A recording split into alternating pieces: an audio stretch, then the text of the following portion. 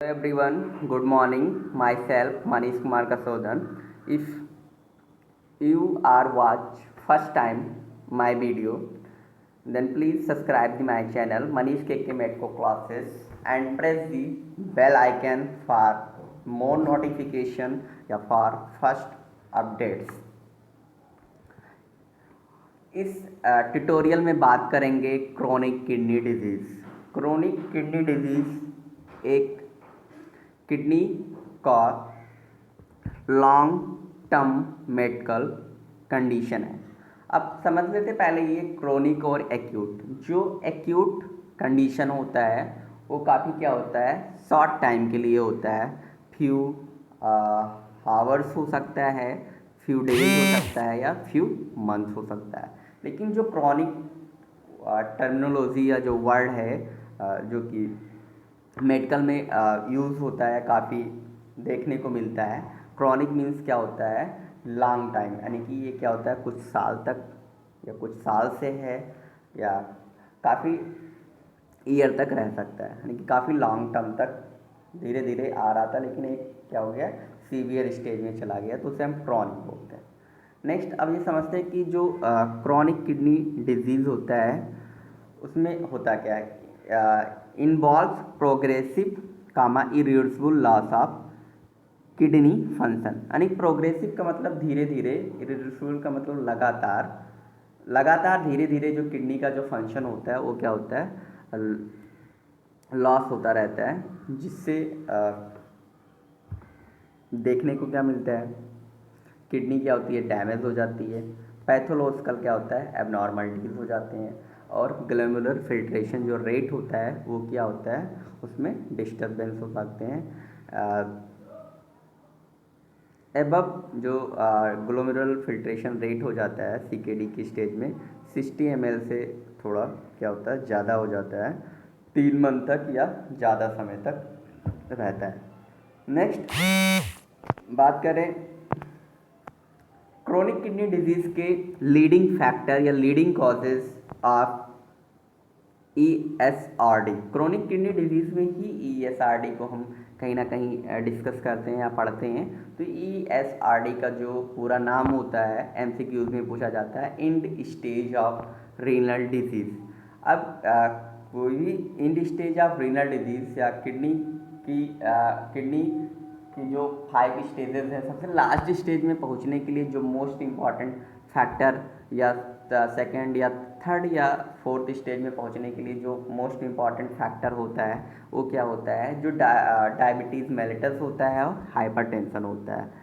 और किडनी का जो 5th स्टेज होता है उसमें पहुंचने के लिए जो मोस्ट इम्पॉर्टेंट बात करें तो वहाँ पर क्या होता है, GFR रेट को हम क्या करते हैं, कंपेरिजन करते हैं। GFR रेट को देखकर इसमें क्या होता है, GFR 15 ml/मिनट से थोड़ा क्या होता है, ज़्यादा होता है। नेक्स्ट स्लाइड में चलते हैं, बात करते हैं कि जो CKD पेशेंट होते हैं उनमें रिस्क फैक्टर किस किस क्या क्या कारण हैं या कौन से ऐसे फैक्टर हैं जिनकी वजह से पेशेंट जो होते हैं एक्यूट से क्रोनिक किडनी डिजीज़ में या क्रोनिक किडनी डिजीज़ में है, तो क्या क्या फैक्टर हो सकते हैं।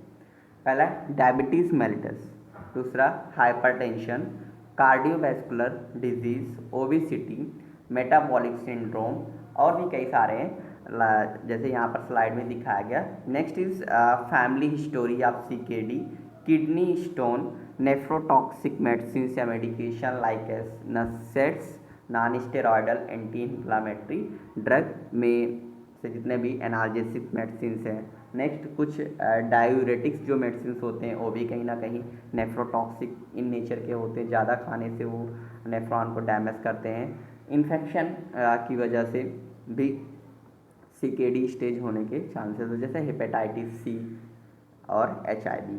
अब बात करें कि जो हाइपरटेंशन होता है, हाइपरटेंशन कैसे CKD पेशेंटों में अफेक्ट करता है। हाइपरटेंशन की वजह से जो GFR रेट होता है वो क्या होता है, कम हो जाता है, जिससे ये पेशेंटों को क्या होता है, काफ़ी हार्मफुल इफेक्ट्स हो करते हैं।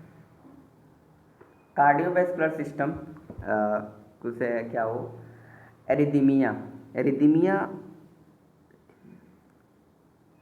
कार्डियोवैस्कुलर सिस्टम का ही एक डिजीज़ होता है। या अब जो एरिथमिया होता है वो किसकी वजह से होता है, जब हाइपर कैलेमिया यानी कि पोटेशियम का जो अमाउंट होता है क्या होता है बढ़ जाता है, तो उसकी वजह से जो डायलिसिस पेशेंटों में एरिथमिया देखने को मिलता है। नेक्स्ट, ब्लड सर्कुलेशन इम्पेयर्ड यानी कि प्रॉपर ब्लड सर्कुलेशन नहीं हो पा रहा है, और कोई मायोकार्डियल इन्फेक्शन है उसकी वजह से, या पेशेंट ने कोई बाईपास सर्जरी करा रखा है, या बोल सकते हैं कि उसके हार्ट में क्या है कहीं ना कहीं डिस्टर्बेंस है, तो उसकी वजह से भी हो सकता है डिस्टर्बेंसेज, या उसके हार्ट के प्रॉपर फंक्शनिंग नहीं हो रहे तो उसकी वजह से पेशेंट सीकेडी में जा सकता है, या सीकेडी का ये भी एक क्या है फैक्टर है। मेटाबॉलिक सिंड्रोम जैसे उसके बॉडी के अंदर electrolytes imbalance, sodium potassium calcium creatinine, इन सब का जो लेवल है कहीं ना कहीं देखने को डिस्टर्ब मिलेगा। अब बात करते हैं साइन और सिम्टम्स की, कि अगर कोई पेशेंट है सीकेडी का, तो उसके सीवीएस कार्डियोवैस्कुलर सिस्टम से, रिस्पायरेटरी सिस्टम से, गैस्ट्रो इंटेस्टाइनल ट्रैक से हमें क्या क्या साइन सिम्टम देखने को मिलेंगे, न्यूरोलॉजिकल सिस्टम से हमें क्या क्या साइन सिम्टम देखने को मिलेंगे, स्केलेटन सिस्टम से क्या देखने को मिलेगा, डर्मेटोलॉजी सिस्टम से हमें क्या देखने को साइन सिम्टम्स मिलेगा, और साइकोलॉजिकल चेंजेस हमें क्या क्या देखने को मिलेंगे। तो चलते हैं नेक्स्ट स्लाइड पे। बात करते हैं यहाँ पर एक काफ़ी इम्पॉर्टेंट होती है यूरेमिया। यूरेमिया एक ऐसा सिंड्रोम होता है जो कि बॉडी में डिफरेंट जो सिस्टम होते हैं, कार्डियोवैस्कुलर सिस्टम, गैस्ट्रोइंटेस्टाइनल, जीआईटी के जो डिसऑर्डर हैं, न्यूरोलॉजिकल डिसऑर्डर हैं, स्किन के जो डिसऑर्डर हैं, उनका जो साइन और सिम्टम्स हो रहा है एक साथ में हमें देखने को मिलेगा, कि बॉडी के अंदर जितने भी नियर अबाउट 11 to 12 जो सिस्टम्स हैं उनमें जो साइन और सिम्टम्स हमें एक साथ देखने को मिलेगा, तो उस कंडीशन को हम क्या बोलेंगे यूरेमिया। यूरेमिया एक का मतलब सिंड्रोम, यानी कि group of sign and symptoms या group of symptoms called syndrome. Next, तो ये यूरेमिया ये कंडीशन याद रखना है कि सिंड्रोम डैट यानी कि ऐसा सिंड्रोम जो कि क्या करता है इनकॉर्पोरेट करता है सारे साइन और सिम्टम्स को, जो कि अपने बॉडी के थ्रू जो वेरियस सिम्टम्स हैं उनसे क्या होता है प्रोड्यूस होता है, वो देखने को मिलता है। जो सीकेडी के पेशेंट होते हैं उनमें यूरिनरी सिस्टम से हमें क्या क्या देखने को मिलता है। तो यूरिनरी सिस्टम को जब हम पढ़ रहे होते हैं, उनमें जब साइन सिम्टम्स की बात करते हैं, तो उसमें 3 टर्मिनोलॉजी काफ़ी बार बार आता है, polyuria, oliguria and anuria. Polyuria का मतलब होता है inability of kidney to concentrate urine, यानी कि जब पॉलीयूरिया के परिणाम से क्या होता है कि जो अपनी किडनी है वो क्या होती है असक्षम हो जाती है कंसनट्रेटेड यूरिन को बनाने में। और ये हमेशा जो पॉलीयूरिया होता है रात के समय ज़्यादा हमें देखने को मिलता है, occurs most often at night, specific gravity fixed around 1.010।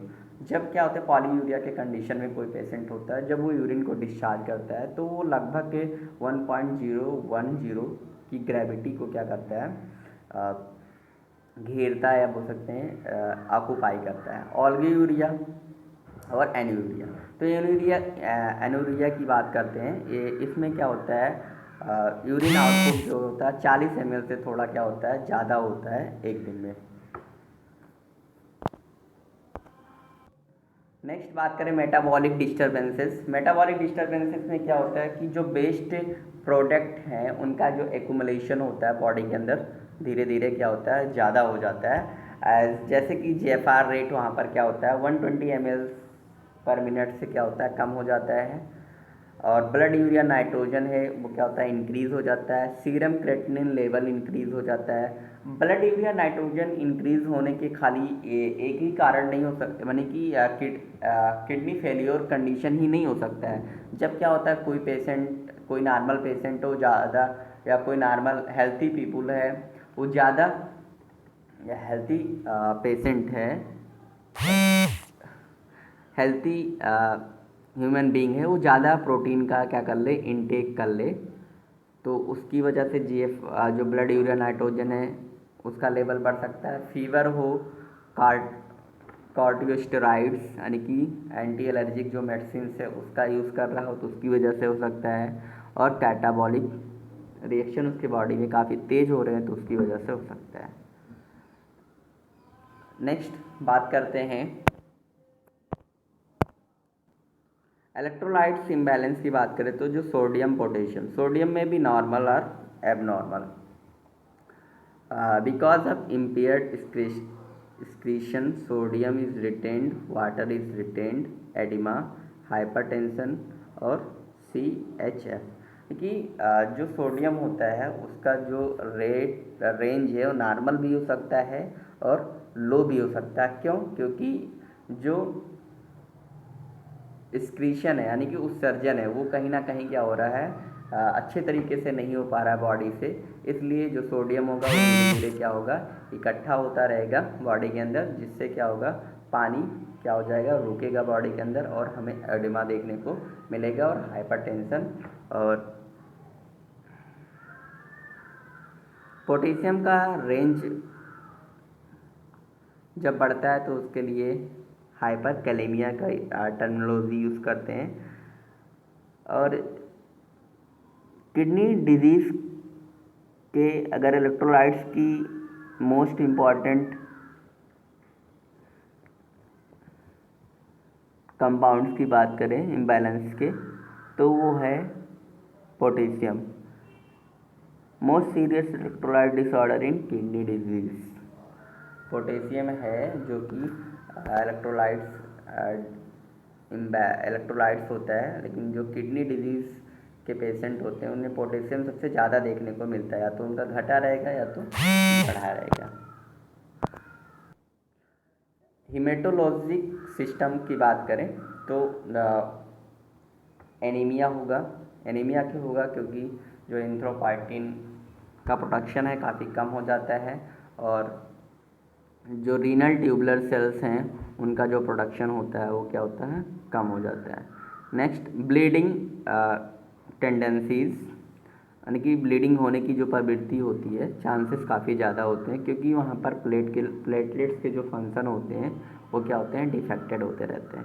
Infection, change in leukocyte function, यानी कि जो सीकेडी के पेशेंट होते हैं उनमें इन्फेक्शन होने की ज़्यादा चांसेस होते हैं क्योंकि उनके जो ल्यूकोसाइट्स हैं उनके फंक्शन में क्या होता है, चेंजेस होने लगता है। Alternate immune response and function,